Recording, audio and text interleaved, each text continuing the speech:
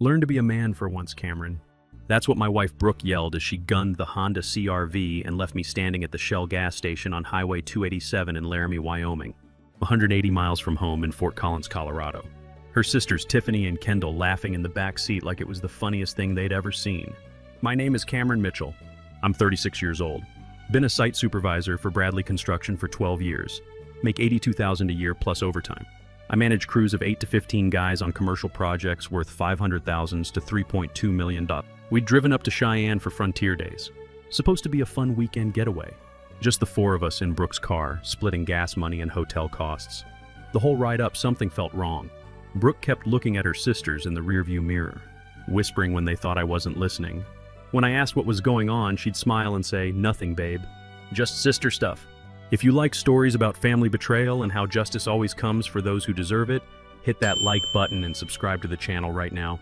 Every day there are completely new stories, each one more intense than the last. I should have trusted my gut. We'd stopped for gas about an hour outside Laramie. I went inside to grab coffee and use the restroom. When I came out, they were already in the car, engine running. Brooke rolled down the window with this weird grin. "Get in the car, Brooke," I said, walking toward the passenger door. "Actually," she said, "we've been talking.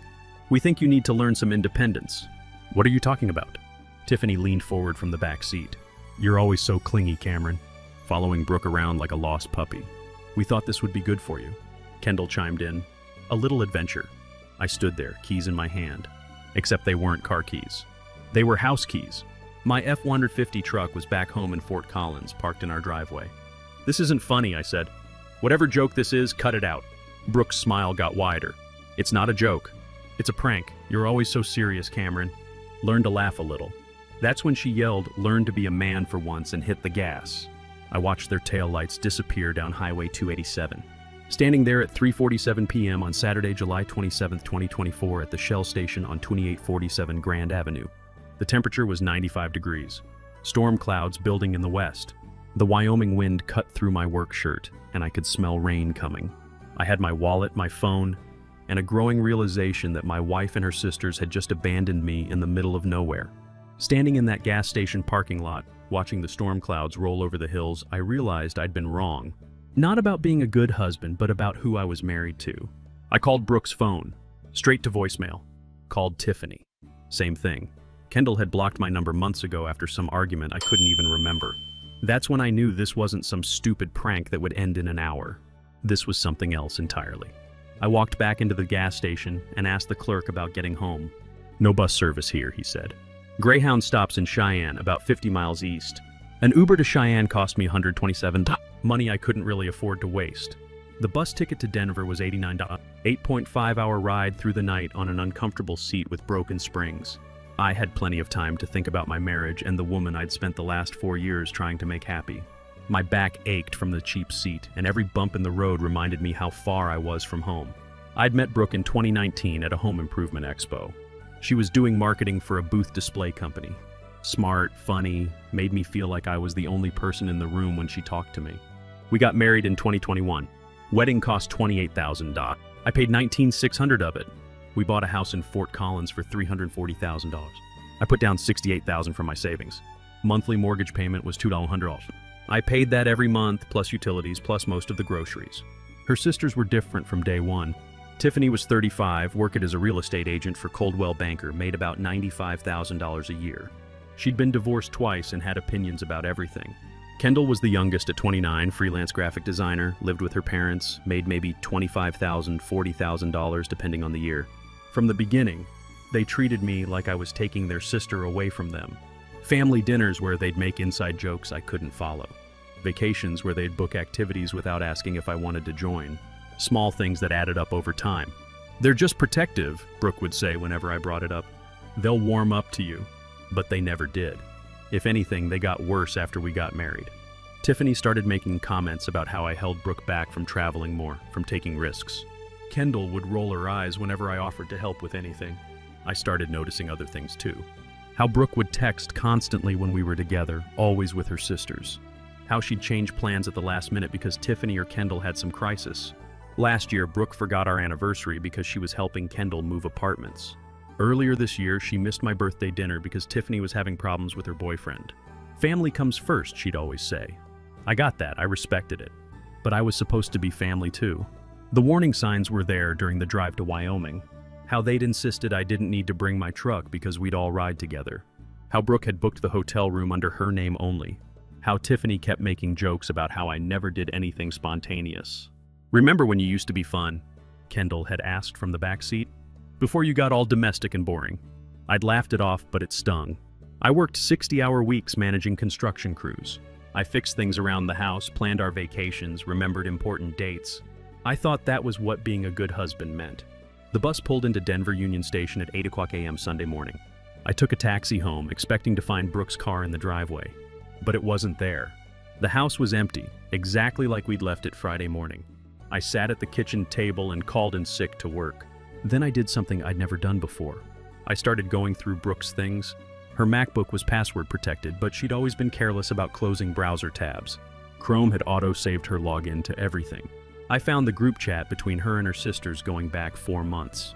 Screenshots of our text conversations that she'd shared with them, complete with laughing emojis. Photos of me sleeping that she'd sent them with captions like "dead to the world as usual" and "zero awareness." But it was the thread about the Wyoming trip that broke something inside me. March 15th, Tiffany had written, "We should totally ditch him somewhere and see how long it takes him to figure out how to get home." Kendall replied, "OMG, yes. He's so dependent on Brooke for everything. Zero survival skills." March 16th, Brooke, "You guys are terrible, but also it would be hilarious. He probably doesn't even know how to book a hotel room." But what I didn't expect was how detailed their plan had gotten. July 20th, Tiffany, "Laramie gas station, perfect spot. Middle of nowhere, no cell service." July 22nd, Kendall, "If he somehow makes it home before us, he'll probably just call his mom." July 25th, Brooke, "Final plan. Stop for gas, send him inside for snacks, drive off. Film his reaction for TikTok." They'd planned every detail. The gas station stop, the story about needing independence, even filming it for social media. There was a draft TikTok video on Brooke's account titled "Abandoning My Husband Prank." I found Venmo transactions showing Tiffany had sent Brooke $200 for gas money LOL the week before the trip. The hotel booking confirmation showed 3 guests, not 4. They'd never planned for me to stay the night. I closed the laptop and sat there for a long time. Then I went upstairs, packed a bag, and left. I didn't leave a note. I didn't turn off the utilities. I just walked out the same way they'd driven away from me. The difference was I wasn't coming back. I drove my F-150 to my brother Blake's place in Loveland. He worked as an electrician and had a spare bedroom in his house on Riverside Drive. When I showed up at his door with a duffel bag and no explanation, he just nodded and handed me a beer. "How long you staying?" he asked. "Don't know yet." Blake had never liked Brooke. He'd never said it outright, but I could tell by the way he'd get quiet when she was around. How he'd always have some excuse to leave early at family gatherings. I told him what happened. All of it. The prank, the group chats, the months of planning behind my back. "Jesus, Cameron," he said when I finished. "You're better off without her." Monday morning, I called my supervisor at Bradley Construction and requested a transfer to our Pueblo project. We'd been short-handed on a hospital expansion job, and they needed experienced supervisors. My boss didn't ask questions. Just said I could start Wednesday, and they'd give me a $3,500 relocation allowance. Tuesday afternoon, I met with Patricia Hammond, a family law attorney who specialized in divorce cases. Her rate was $350 an hour with a $5,000 retainer. I also hired a private investigator, Mike Santos, for $200. Professional guy who specialized in digital forensics and gathering evidence for family court cases. "Do you have documentation of the harassment?" she asked. I showed her the group chat screenshots, the TikTok drafts, the Venmo transactions. "And you said she went to your brother's house?" "Yeah, showed up Sunday night demanding to know where I was." Patricia made notes on her legal pad. "We can work with this. Colorado is a no-fault divorce state, but the evidence of premeditation could be relevant for asset division." I signed the papers that afternoon. Patricia would handle serving Brooke and starting the proceedings. "One more thing," she said as I was leaving. "Don't engage with any contact attempts. Don't respond to calls, texts, or in-person visits. Anything you say can be used against you. What if she shows up at my work? Document it. Call the police if necessary, but don't engage." The hospital expansion project was good work. Steady hours, decent pay, and nobody cared about my personal life as long as I showed up and did my job. I found a 2-bedroom apartment on Desert Rose Lane for $2,200 a month. Nothing fancy, but it was mine. For the first time in years, I could make decisions without checking with someone else first. Started taking evening classes at the community college.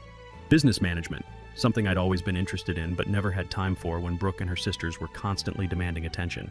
2 weeks after I'd filed for divorce, the harassment started. Monday morning, my phone started ringing. Brooke, over and over. 23 calls before noon. Tuesday, the calls came from numbers I didn't recognize. Tiffany's phone, Kendall's boyfriend, their cousin from Denver. Always the same message. I was overreacting. It was just a joke. I needed to come home. Thursday, Blake called me at the construction site. "Your wife's here," he said. "She's sitting in her car outside my house." I met her in Blake's driveway before she could knock on his door. She got out of the Honda, looking tired and desperate. "Cameron, thank God," she said, reaching for me. "I've been so worried." I stepped back. "What do you want, Brooke?" "I want you to come home.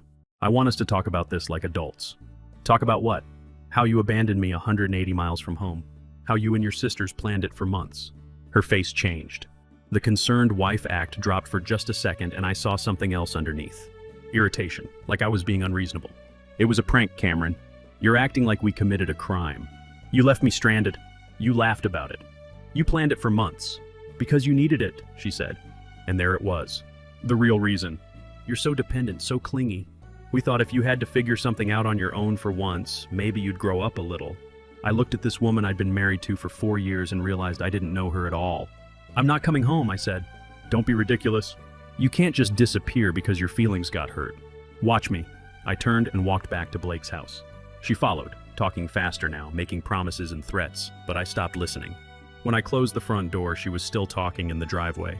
Friday morning, my mother called from Durango. "Cameron, honey, Brooke came by the house." I'd been avoiding my parents' calls, not ready to explain the separation yet. But apparently Brooke had no such hesitation. "What did she tell you?" I asked. "She said you're having some kind of breakdown. That you disappeared after a family trip and won't answer her calls." I could hear the worry in my mother's voice. Mom had always liked Brooke, thought she was good for me. "It's not a breakdown, Mom. We're having problems." "What kind of problems that can't be worked out?" I didn't want to get into details. Didn't want to explain the group chats or the planning or the months of manipulation. It would sound petty, like I was overreacting to a joke. "I'll call you later, Mom. I need to think about some things." But after I hung up, I realized Brooke was still playing the game. Still controlling the narrative. Making me look like the unstable one who'd abandoned his marriage over nothing.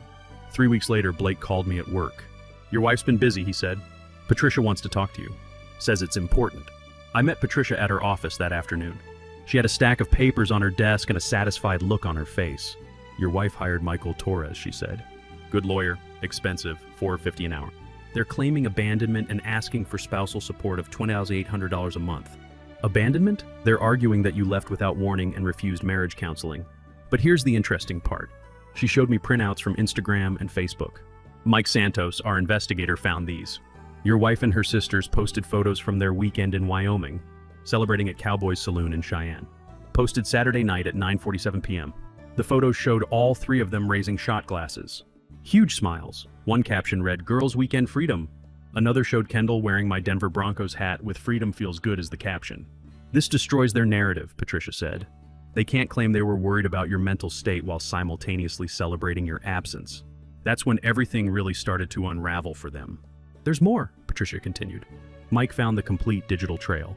Your wife was careless about privacy settings on her social media accounts.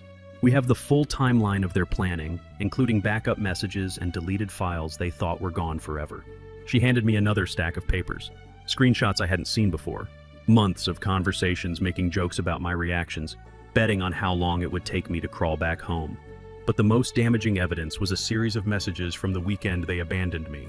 Saturday, 4:23 p.m., 30 minutes after they left me. Tiffany to the group. "Think he's figured out we're not coming back yet?" Saturday, 6:45 p.m. Kendall, probably still standing there like a lost dog. Saturday, 9:15 p.m. Brooke, check his location. Still in Laramie. This is perfect. The timestamp data from their phones showed they were 200 miles away, partying, while I was trying to figure out how to get home. "We file our response tomorrow," Patricia said. "And then we end this." The divorce hearing was scheduled for Tuesday morning, October 15th at the Larimer County Justice Center in Fort Collins. I wore my best suit, the one I'd gotten married in 4 years earlier. Brooke sat at the other table with Michael Torres. She'd lost weight, looked tired. When our eyes met across the courtroom, she tried to smile like we were still on the same team. Torres went first. Painted me as an unstable husband who'd abandoned his wife after a minor disagreement. Said I disappeared without warning, refused counseling, and was trying to punish Brooke for a harmless prank.